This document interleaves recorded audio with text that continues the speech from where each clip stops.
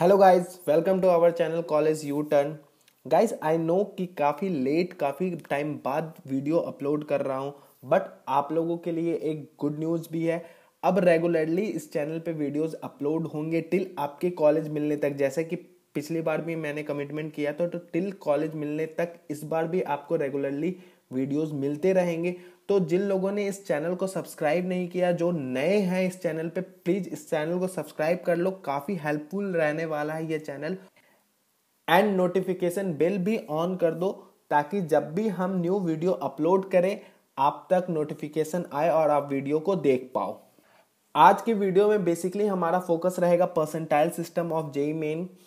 I know काफ़ी late video upload कर रहा हूँ इस टॉपिक पे। आप लोगों ने पहले भी बहुत सारे वीडियोस देख रखे होंगे, बट इस वीडियोस के एंड तक आपको बहुत सारी चीज़ें क्लियर होंगी। जो डाउट्स मन में है वो क्लियर होंगे। परसेंटाइल सिस्टम का पूरा लॉजिक समझ में आएगा आपको। तो आप प्लीज़ इस वीडियो को एंड तक देखना। सबसे पहले हम कुछ स्टैट्स को देखते हैं।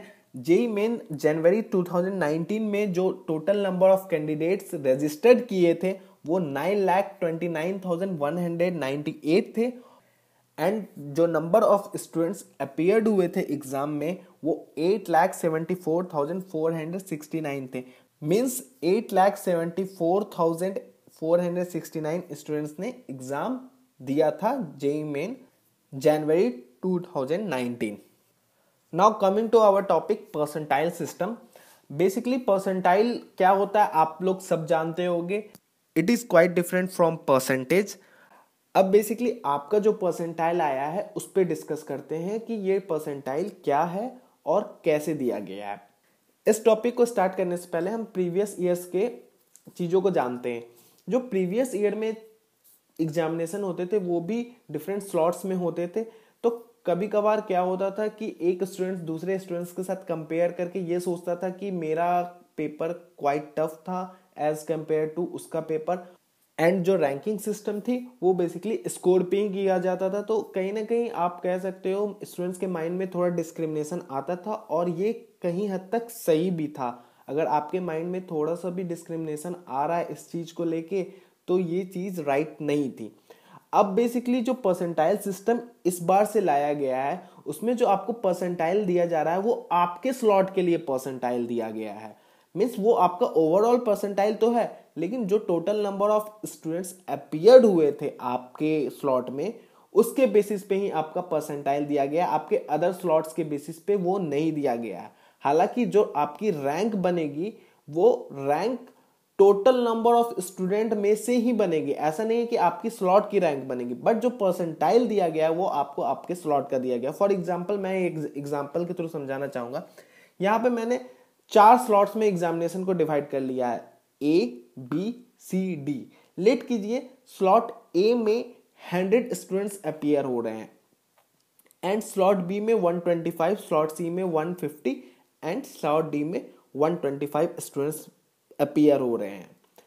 अब जो स्लॉट ए का एग्जामिनेशन हुआ था उसमें जो टॉपर रह रहा है वो 360 में से 340 मार्क्स स्कोर कर ले रहा है, तो उसकी परसेंटाइल क्या होगी? 100। उसी तरह अगर हम बी की बात करें तो बी का जो टॉपर था वो 360 में से 320 स्कोर कर रहा था, तो उसकी भी परसेंटाइल 100 हो जाएगी। उसी तरह से सी का अगर टॉपर 315 330 कुछ इस टाइप से स्कोर कर रहा हो तो उसकी भी परसेंटाइल 100 हो जाएगी।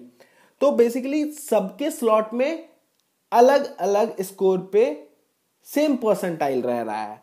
इट मीन्स दैट कि जो उसकी परसेंटाइल दी जा रही है वो उसके स्लॉट के एग्जाम के लिए ही दिया जा रहा है, बट जो रैंकिंग बनेगी वो टोटल नंबर ऑफ स्टूडेंट्स में बनेगी। मींस जो total number of students example में है वो 500 है, तो जो आपकी रैंक चाहे आप स्लॉट ए में हो, बी में हो, सी में हो या डी में हो, आपकी रैंकिंग जो बनेगी वो आउट ऑफ 500 ही बनने वाली है। ये नहीं कि आपकी स्लॉट में अगर 100 स्टूडेंट थे तो आपकी रैंकिंग 100 आउट ऑफ बनेगी। आपकी परसेंटाइल 100 आउट ऑफ रहेगी, बट आपकी रैंकिंग आउट ऑफ 500 बनेगी।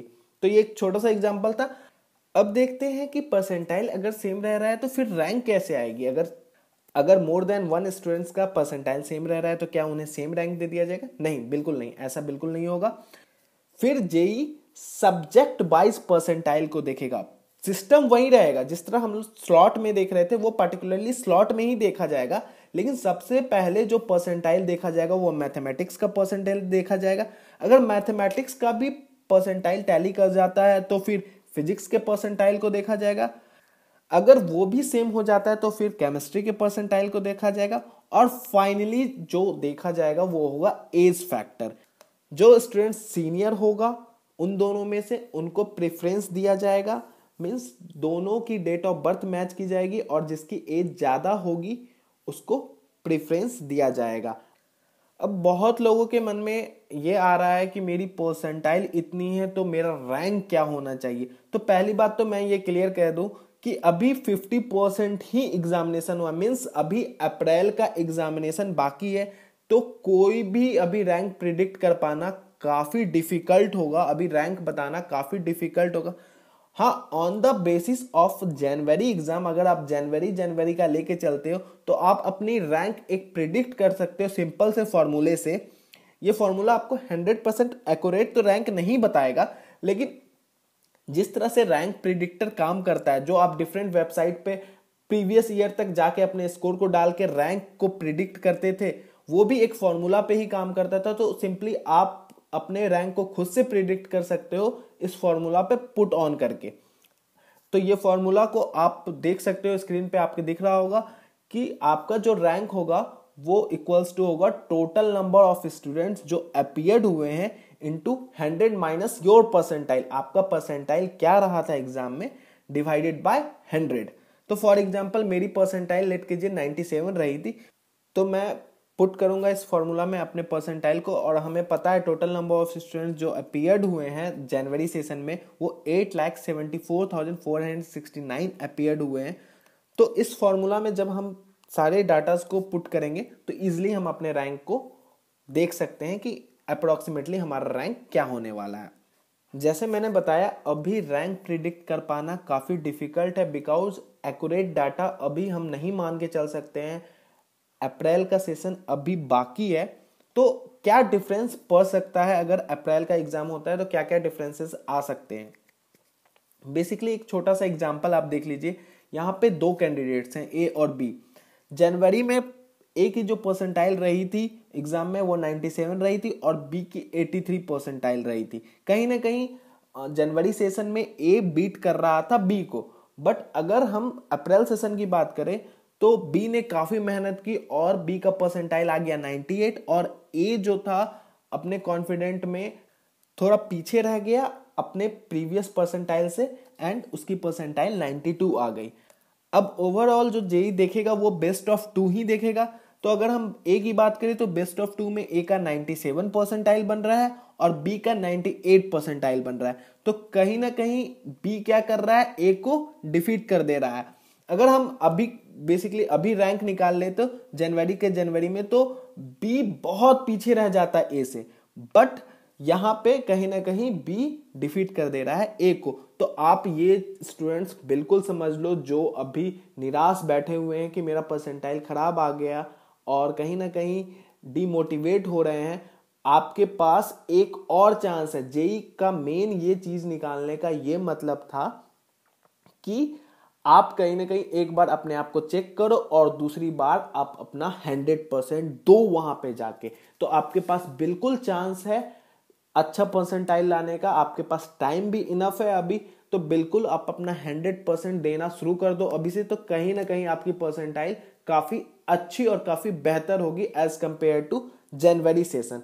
और दूसरी बात ये, जो लोगों की परसेंटाइल 90 एवब आई है और वो कॉन्फिडेंट में है, तो एक बात समझ लो कहीं ना कहीं अभी बहुत उलटफेर होना बाकी है। तो आप ओवर कॉन्फिडेंस में मत जाओ, बिकॉज बहुत सारे ऐसे स्टूडेंट्स रहे होंगे जिनकी अभी प्रिपरेशन 100% नहीं होगी और उनके परसेंटाइल पीछे रह गए होंगे। तो आपको भी जो करना है वो कहीं ना कहीं एक्स्ट्रा एफर्ट डाल के अपने परसेंटाइल को बेहतर करना है, कंपटीशन को और टफ करना है, ना कि अप्रैल सेशन में कंपटीशन को इजी कर देना है उन लोगों के लिए जिनकी परसेंटाइल कम थी। तो टफ करने के लिए आपको भी और बेहतर होना पड़ेगा। Now coming to the most important topic, काफी स्टूडेंट्स के माइंड में ये चीजें रह रही हैं कि कितना परसेंटाइल हमें अचीव करना होगा जेई एडवांस का पेपर देने के लिए। सो मैं यहाँ पे एक बार फिर से वही चीज रिपीट करना चाहूंगा, काफी टफ होगा केवल जनवरी सेशन के डेटा को देखते हुए ये प्रिडिक्ट कर पाना क्या परसेंटाइल होगा जेईई एडवांस देने के लिए। बट एक आसपास का हम डेटा को प्रिडिक्ट कर सकते हैं, जिसके कारण आप एक सेफ जोनल समझ सकते हो 1-2 परसेंटाइल ऊपर नीचे करके कि हमारा सेफ जोन यही होने वाला है।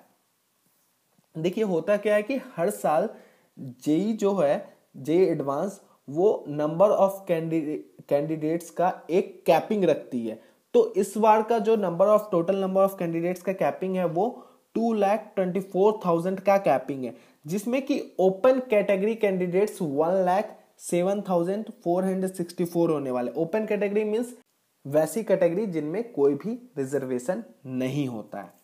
पास्ट ईयर के डेटा को देखते हुए हम एक ओवरऑल अप्रॉक्स वैल्यू रख सकते हैं कि टोटल नंबर ऑफ कैंडिडेट्स जो हैं वो 10 लाख के अप्रॉक्स अपीयर होने वाले हैं अप्रैल और जनवरी सेशन का अगर हम एवरेज ले तो, ठीक है।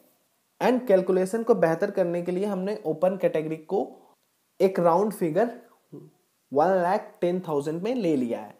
सो इन डेटास को जब हम अपने बेसिक फॉर्मूला पे पुट करते हैं, जो ओपन कैटेगरी का परसेंटाइल निकल के आता है वो 89 परसेंटाइल, मीन्स 89 परसेंटाइल के आसपास रहने वाला है जेईई एडवांस में अपीयर करने के लिए। जो लोग 89 परसेंटाइल या उससे आसपास रह रहे हैं वो बॉर्डर लाइन परसेंटाइल है, तो प्लीज आप और मेहनत कीजिए कि और भी बेटर रिजल्ट ला पाए, जो कि आपको क्लियर चिट मिल पाए जेईई एडवांस में अपीयर करने के लिए। ऐसा बिल्कुल मत समझिएगा अगर मेरा 89 परसेंटाइल है या फिर मेरा 89 पॉइंट समथिंग परसेंटाइल है तो मैं बिल्कुल सेफ हूं। ऐसा बिल्कुल नहीं प्रिडिक्ट करके चलिए, आपको और बेहतर रिजल्ट करना है। इसका एक और रीजन भी रह रहा है कि आप बिकॉज इस परसेंटाइल पे आप बस जेईई एडवांस का पेपर दे पाओगे। अगर हम कंपेयर करें एनआईटीज के कॉलेज को या टॉप गवर्नमेंट कॉलेज को, तो इस परसेंटाइल पे आपको वो बिल्कुल नहीं मिल सकता है। इवन कोई भी ब्रांच नहीं मिल सकता है उसका। आपको एनआईटीज लेने के लिए कम से कम आपका परसेंटाइल 95 एबव होना चाहिए, और अच्छे एनआईटीज के लिए 97 एबव आपका परसेंटाइल होना चाहिए। इस टॉपिक पे भी मैं एक डिस्क्रिप्टिव वीडियो बनाऊंगा, जिसमें एक परसेंटाइल के बेसिस पे रफ आइडिया आपको लगेगा कितना परसेंटाइल आने पे आपको कितना बेहतर एनआईटी मिल सकता है। तो उसके लिए आप वेट कीजिए, रिसर्च इज गोइंग ऑन, आपको बहुत जल्द ही वो भी वीडियो मिलेगा। उसके लिए आपको सबसे पहले जाके चैनल को सब्सक्राइब करना और नोटिफिकेशन बेल ऑन करना है, सो दैट आपके पास वो वीडियो सबसे पहले पहुंच पाए। तो प्लीज गाइज इस चैनल को सब्सक्राइब कर लो। अगर ये वीडियो आप लोगों को अच्छा लगा हो, आपके डाउट्स क्लियर हुए हो, तो प्लीज लाइक करो, और कोई भी क्वेश्चन और क्वायरी हो तो नीचे कमेंट में कमेंट करो। Thank you so much.